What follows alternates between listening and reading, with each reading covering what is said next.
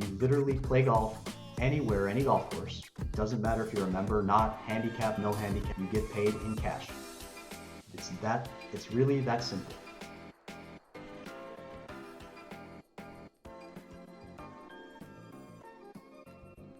So do you want to maybe talk to me? Obviously, we'll go into the details in the app, but obviously we talked a bit before the podcast about your career in the golf industry. So do you want to maybe rewind back to the start of your journey, and just tell me sort of how you actually got into the golf industry? Well, I think it probably started, I was 8 years old, and like many people, my dad kind of took me out to the golf course, and that's how it started. Loved the game, and over time, eventually you have to choose if you want to pursue a sport more rigorously, at least in the US. Yep. So I did that and thought I was halfway decent for a while. Tried to play professionally, which I did for a little bit, not very good. You're probably not going to find me anywhere. And I realized quickly that to be able to eat steaks and have a decent life, I needed to not play golf for a living. Mm. So that's when I looked into the business side of it and found I really enjoyed that. I started a little bit before I joined Troon, just working kind of clubs where my parents were. And Troon came along, and at that point I was fairly young. I said, "Listen, I want to see the world. I want to travel, and yeah, have passport. Tell me where to go." And they said, "Great." So 20 plus years later, here I am. I've done everything from receptionist behind the counter to driving the range picker to running the largest facilities in Troon's portfolio to my previous corporate role. So I've done a lot in the couple decades with them. It's obviously a big company and a lot of opportunity. So yeah, it was a big ride. That's where we are today. Yeah, that was beautifully put. How you condensed, I would say, that's a couple of decades of progress within the golf industry into, a snapshot, really, which is really well put. Take me back then to sort of the more humble days of, picking the driving range, and doing these jobs to actually build you up. Did you sort of think at that stage you had ambitions to climb the ladder and sort of get to where you were today? Like, did you always want to pursue a career within the golf industry? Actually, no. I didn't really know at that point. I had ambitions originally for medicine. So I kind of started that. And then when I was looking around at other classmates and things, I saw that a lot of them had a passion, a real passion for it. So it wasn't just if you were smart enough to study and learn the material, it was, you know, really, really just eating and breathing it. And I said, well, this is interesting. I really like the systems and everything that goes with medicine, but I didn't feel that passion that I saw. So I was like, okay, I'm young enough. What should I do to figure this out? My dad said, well, I'm building my house. Come on up, pound a few nails, work at the local golf club for a summer. And I said, okay, fine. So I tried it, and actually some of the best times I've had were driving that range picker because it's just pure peace, tranquility. You get to make people happy. You drive by and they all try to hit you. So everybody wins. Uh, yeah, less responsibilities than I have today. So yeah, really, really good stuff. That's how I started, and from there, it was really talking to Troon that did it because I said, well, I do want to learn more about this. I kind of like what I've seen, so how can I do that? And I guess I did get lucky in the sense that Troon is a big company. They were global even back then, so it was really just me raising my hand saying, yeah, I'll go. I'll go. Kind of tell me where to go, and let's see where this leads. Yeah, like the curiosity, I suppose, just to explore that avenue. And it's funny that it was just your dad asked you up to the club and you almost stumbled upon the opportunity. It wasn't like a pre-planned thing. Um, Absolutely. Range pickers always get a hard time. I think everyone's guilty of giving the range pickers a bit of a smack from time to time. I know I am for I sure. would if I could hit one. Yeah, it's the accuracy is the problem sometimes. Um, Absolutely. yeah, so you're starting off. You've got the job then as the range picker. What was it true then where you started getting more involved in sort of the business side of things, and then is that where your curiosity sparked then to start sort of elevating I would yourself? say I would say yes. The approach that Troon had way back then was a little bit more novel in the golf space. That's generalizing, but it still was fairly new. We were still in the PGA program, still learning how to repair golf clubs and put grips on, which, okay, it's good for a certain part, but applying business to a golf operation was still not done everywhere.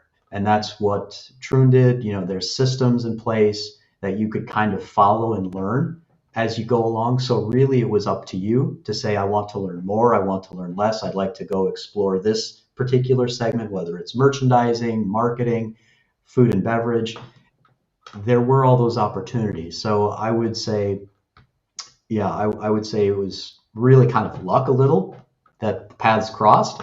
But Mm. then after that, it is really up to everybody. And Troon for me provided that opportunity. So yeah, really good experience. And maybe for the average golfer or just the average citizen, they might look at an organization like Troon that's so huge. They do so many um, different disciplines of things within their organization. So, what is like if you could sort of boil down like the key objective of a company like Troon? What would you sort of describe that as being? Everything is driven by people. Not a That's nothing new. So it really for them when I started was about kind of quantifying and putting actual processes in place. So you helped people achieve different things, and that just spreads out across all of the different areas of the business. So it has always been about the people for them, and they were founded on a member experience for a day, and that is kind of where the people come in, because every touch point you have is what you need to examine and make sure that the people who are paying your salary, the golfers coming in, members, etc., that they're feeling valued and getting value for their time and their money. Mm. It's such an important part of it, and it's the central part of it, really. I mean, coming from my personal experience, obviously, I've experience of the US market of people coming in to play golf in the UK and Ireland, and operating a caddy program that is, you're a service based uh, product, and you're trying to really just make their experience special and memorable in the course. Um, and it's the fine details that can sometimes make or break someone's experience. I had a guy just in the previous podcast. I don't know if you know Frederick from How Many Strokes, the app. He's a I saw it, but I don't know Frederick. No. Yeah. So he made a really interesting point. So their system is basically like a screen in the clubhouse, which is a touch point for visitors, so they can see the green speed, the weather, and the course. And it's just those little subtle touch points that can actually change someone's experience, and really make them remember a venue. So I can appreciate where you're coming from there. Like you Um, said, that small point, instead of having paper or a whiteboard or A4 sheets tacked up on the wall, a screen, just a screen. It looks so much nicer. So yeah, it seems like common sense, doesn't it? But again, like going back to that, what I mentioned at the start, like these ideas and innovations in the golf industry, they all seem quite logical and commonsensical, but it's just the execution part that is really difficult, and hard, which is why you know the cream of the crop of companies will ultimately rise, and I'm sure yourself will be involved in that. You obviously mentioned there you're playing golf to a pretty high level. So do you want to maybe talk about your playing experience, sort of going right up through the years to sort of right now? ooh, playing experience. I wish there were more highlights to tell you, Graham, but there really aren't too many. I mean, I've I- got the club championship and things like that, and played some I'm amateur, waiting played for some this mini story tour about events. I'm waiting for the story about how you qualified for the Masters and pulled out on Wednesday due to an injury or something like that. I was waiting for those. Yeah, no, nothing that exciting, unfortunately. A few good stories. Luckily, I was able to rub shoulders with people like Justin Leonard and Phil Mickelson back in the day, Stuart Sink, just playing. But it was quite obvious, at least to me, watching some of these people play, there was something different. And I have a great day. I post a score, and then I'm playing with someone who was having just a mediocre day, Mm. and they beat me by 4 or 5 shots. And so I was like, okay, yeah, this is fun, but probably need to get a job. It's tough whenever you're playing with with people you can just tell are better. There's this intangible element of their game where they could, the thing I've seen is good players can score in their bad day better than you can score in your good day, which is just what you summarized there. Which I sort of went through it myself. Like obviously getting to a pretty good standard when I was young, and then the realization hit where I probably need to turn to business or services here if I'm to actually make a living out of it. Um, Yeah, that's so actually that difficulty that young golfers have, even just to try it out. It's really costly. It's time intensive. Uh, One element that we are trying to wrap into our new program, GolfSMART, is because we're hoping to tap into a large pool of just golfers, that we will be able to, in a way, crowdfund some of these people, or at least have them with more options. mm, Because when you're going through this, if you're just sleeping out of your car, whatever the case may be, you have to go around, talk to friends, family, you hit up neighbors, like, hey, anybody, any sponsorship you can find, just to try to keep the dream alive. And mm, there's a lot more to it. You never know where a good opportunity will come from, even if it's not playing. So trying to enable and encourage as much of that as possible is one little element. It's not the biggest piece of the business, but it is something that is close to a lot of us because we do know how difficult it is. yeah. And even if it doesn't work out for someone in the long run, they will have had a great time. They'll have learned a lot and hopefully met some good people. So Yeah, that's a really interesting point, John. And while I was over in St Andrews this year, I met a lot of folks playing pretty competitively on the amateur circuit in the UK and Ireland. And the problem they mentioned to me was I'm putting all this time into events, but I have no sponsorship, I have no funding. How do I justify the time that I'm putting into practice? And it's almost this, diminishing returns of you're putting in more effort, but you're getting less results, less sponsorship. Um, and I've had multiple people say if there was a place where I could gain more help, or if there's a place where I could actually see what the sponsorship opportunities are, or um, it's a hard path for young people getting into the game. very hard. So I think that element would be really, it could be impactful, especially just based on my own personal experience of meeting folks that have that challenge at the minute. And I mean these are no smucks that I've talked to as well. Like a girl Chloe who caddied with me in Kingsbarns, she just won the Scottish Amateur the year before, and she's still pretty youthful. So um, yeah, I think that's really a fantastic idea. So that probably segues quite nicely onto maybe talking a little bit more about your service that you're working on in the golf industry.